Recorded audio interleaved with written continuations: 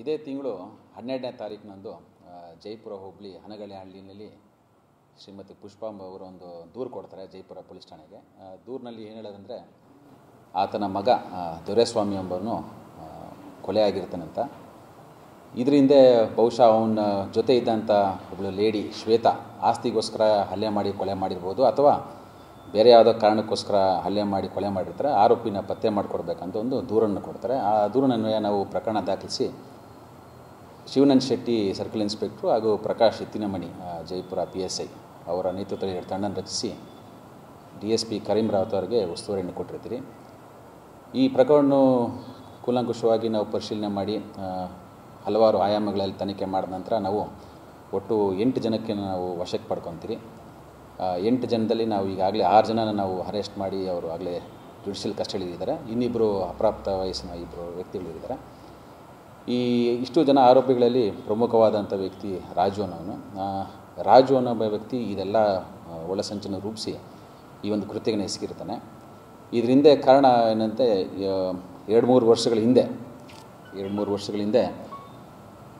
ದೊರೆಸ್ವಾಮಿ ಹಾಗೂ ಶರತ್ ಎಂಬ ಇಬ್ಬರ ಮಧ್ಯದಲ್ಲಿ ಒಂದು ಗಲಾಟೆ ಆಗಿರುತ್ತೆ. ಅದು ಪ್ರಕರಣವೂ ದಾಖಲಾಗಿರ್ತದೆ.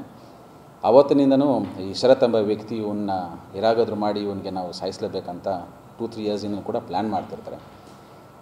ಇತ್ತೀಚೆಗೆ ಶರತ್ ಎಂಬ ವ್ಯಕ್ತಿ ಕೂಡ ಮೈಸೂರು ನಗರದಲ್ಲಿದ್ದಂಥ ಒಂದು ಪ್ರಕರಣದಲ್ಲಿ ಕನ್ವಿಕ್ಷನ್ ಆಗಿ ಒಳಗೋಗಿರ್ತಾನೆ.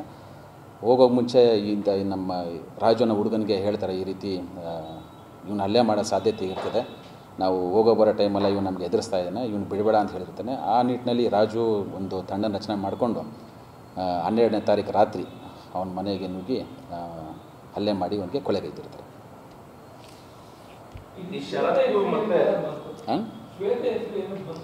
ಈ ಶ್ವೇತಾ ಈಗಾಗಲೇ ತಲೆ ಮರೆಸ್ಕೊಂಡಿದ್ದಾರೆ. ಶ್ವೇತಾ ಎಂಬ ವ್ಯಕ್ತಿಯು ಈ ಮೃತನ ಜೊತೆ ಇರ್ತಾಳೆ. ವೀಕೆಂಡ್ಸ್ಗೆ ಬೆಂಗಳೂರಿಂದ ಬಂದು ಇವಳ ಜೊತೆ ಇದ್ದು ಹೋಗ್ತಾ ಇರ್ತಾಳೆ. ಕೃತ್ಯ ನಡೆದ ದಿವಸ ಶ್ವೇತನವಳು ಇದ್ದಿದ್ದಾಳೆ. ಬಟ್ ಅದಾದ ನಂತರ ಅವಳು ತಲೆ ಮರೆಸ್ಕೊಂಡಿದ್ದಾಳೆ. ಅವ್ಳಿಗೂ ಪತ್ತೆ ಕಾರ್ಯ ನಾವು ಮಾಡ್ತಾಯಿದ್ವಿ, ಪತ್ತೆ ಮಾಡಿದ್ರೆ ಆದಷ್ಟು ಬೇಗ. ಅದ್ರ ಬಗ್ಗೆ ಗೊತ್ತಿಲ್ಲ, ತಿಳಿಬೇಕಾಗಿದೆ. ಮದುವೆ ಆಗಿದೆ ಅನ್ನೋ ಬಗ್ಗೆ ತಿಳಿಬೇಕಾಗಿದೆ.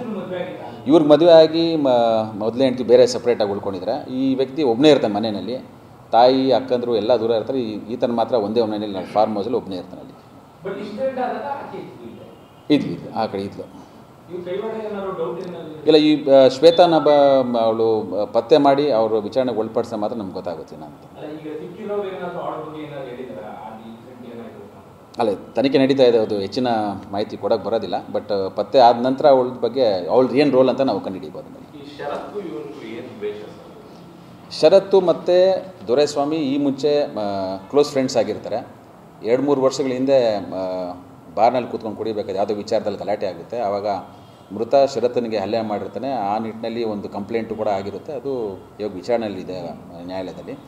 ಅವತ್ತಿನಿಂದ ಶರತ್ತು ದೊರೆಸ್ವಾಮಿನ ಏನಾಗೋದು ಮಾಡಿ ರಿವೆಂಜ್ ತೊಗೊಳ್ಬೇಕಂತ ಒಂದು ನಿಟ್ಟಿನಲ್ಲಿ ಅವನು ಪ್ಲ್ಯಾನ್ ಮಾಡ್ತಾನೆ ಇರ್ತಾನೆ.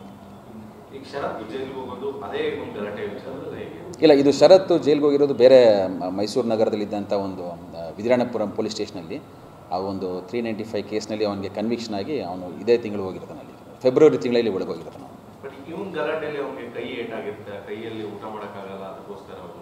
ಇಲ್ಲ, ಅದು ಶರತ್ನ ನಾವು ವಿಚಾರಣೆಗೆ ಒಳಪಡಿಸ್ಬೇಕು. ವೆದರ್ ಅವನಿಗೆ ಕೈಗೆ ಏಟಾಗಿದೆಯಾ, ಆ ಉದ್ದೇಶ ಇದೆಯಾ, ಬೇರೆ ಉದ್ದೇಶನ. ಬಟ್ ನಮ್ಗೆ ತಿಳಿದ್ರೆ ಮಾಹಿತಿ ಪ್ರಕಾರ ಪ್ರಾಥಮಿಕ ತನಿಖೆಯಲ್ಲಿ ಈ ವಿಚಾರದಲ್ಲಿ ಅವನಿಗೆ ಮುಂಚೆಯಿಂದನೂ ವೈಷಮ್ಯ ಇತ್ತು ಇಬ್ಬರಿಗೆ. ಸೊ ಶರತ್ ಇವನಿಗೆ ಹೇಗಾದರೂ ಮಾಡಿ ರಿವೆಂಜ್ ತೊಗೊಂಡು, ನಂಗೆ ಇವ್ನು ಹಲ್ಲೆ ಮಾಡಿದ್ನಲ್ಲ ಅಂತ ಒಂದು ರಿವೆಂಜ್ ತೊಗೊಳ್ಬೇಕಂತಲೇ ಕಾಯ್ತಿದ್ದ. ಇಲ್ಲ, ಇದು ಅದಕ್ಕೆ ಮುಂಚೆನೇ ಮಾತಾಡ್ಕೊಂಡು ಹೋಗಿರ್ತಾರೆ ಇವರು. ಶರತ್ತು ಅವನ ಸಹಚರಾದ ರಾಜು ಮತ್ತು ಇತರರನ್ನ ಅವರು ಹೇಳಿರ್ತಾನೆ, ಈ ರೀತಿ ದೊರೆಸ್ವಾಮಿ ನಮ್ಮನ್ನು ಬಿಡೋದಿಲ್ಲ, ಹೇಗಾದರೂ ಮಾಡಿ ಇವನಿಗೆ ರಿವೆಂಜ್ ತೊಗೊಳ್ಲೇಬೇಕು ಅಂತ ಹೇಳ್ತಿರ್ತಾನೆ. ಆ ನಿಟ್ಟಿನಲ್ಲಿ ಇವರು ಒಂದು ತಂಡ ರಚನೆ ಮಾಡಿ ಈ ಕೃತ್ಯನ ಎಸಗಿರ್ತಾರೆ. ಅಲ್ಲ, ಅದ್ರ ಬಗ್ಗೆ ಅಲ್ಲಿದ್ದ ಗ್ರಾಮಸ್ಥರು ಕೂಡ ಹೇಳಿದ್ದಾರೆ. ತನಿಖೆಯಲ್ಲಿ ಅದನ್ನ ತೊಗೊಂಡಿದ್ದೀರಿ. ಶ್ವೇತನ ಪತ್ತೆ ಹಚ್ಚಿದ ನಂತರ ಮಾಹಿತಿ ತೊಗೊಬೇಕಾದ್ರೆ ಇದೆ. She's switch off the mobile. But ಬೇರೆ ಆಯಾಮಗಳಿಂದ ನಾವು ಪತ್ತೆ ಮಾಡ್ತೀರ ಅವ್ರಿಗೆ. Yes.